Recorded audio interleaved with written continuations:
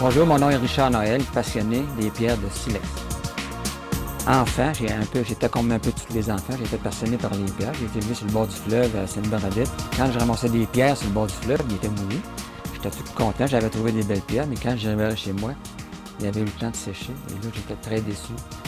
En 1979, lors d'un voyage en Floride avec mes enfants, j'ai découvert un livre sur le polissage des pierres. Ce monsieur qui m'a initié aux pierres, c'est M. Lucien Gosselin, le photographe qui est aujourd'hui décédé, qui m'a donné cette passion-là des pierres. Quand j'ai vu qu'on pouvait prendre une pierre, un vulgaire caillou et lui redonner la vie, ça m'a vraiment impressionné de voir la transformation qu'on pouvait opérer à une matière inerte. J'ai capoté là-dessus, je suis venu très emballé et je me suis mis à polir des pierres, à lire toutes sortes de revues pour apprendre ça parce que je ne connaissais rien là-dedans.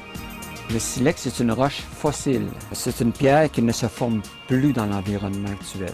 C'est une pierre qui est opaque, de couleur allant du jaune au noir.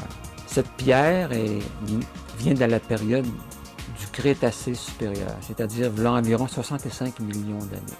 Ces pierres-là, on les trouve le long du fleuve Saint-Laurent, dans toute l'est du Canada.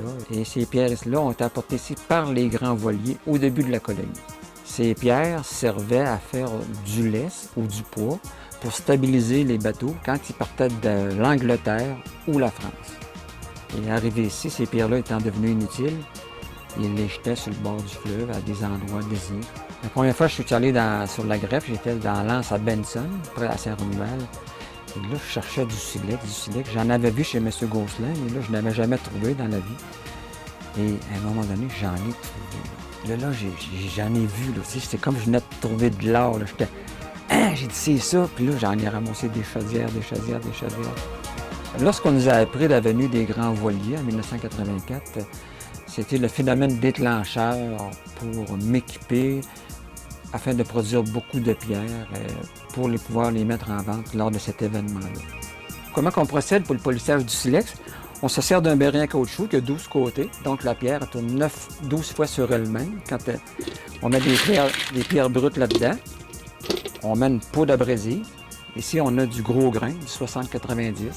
On fait ça 3 fois 7 jours. On met ici du 220, une fois 7 jours. On met du 600, une fois 7 jours. Et on met aussi de l'oxyde d'aluminium, qui est environ 7 à 10 jours. On met de la poudre, on met de l'eau, on ferme le baril. Un coup que le baril est formé, on le met sur une machine comme ça. Et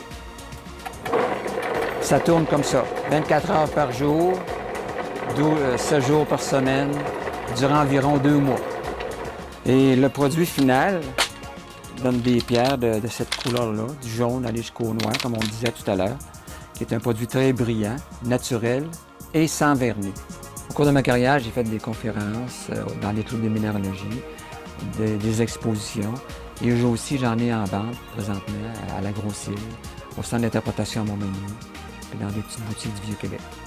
La pierre de silex, là, c'est mon dada. C'est une détente, je me réalise dans ça beaucoup. Ça m'apporte beaucoup dans ma vie. C'est très important pour moi, le silex. J'aimerais ça transmettre cette passion-là à quelqu'un, lui montrer comment polir ça, l'intéresser. C'est une passion que j'aimerais transmettre à quelqu'un. Si une personne est intéressée, là, je suis très ouvert, j'ai pas vraiment de secret pour personne.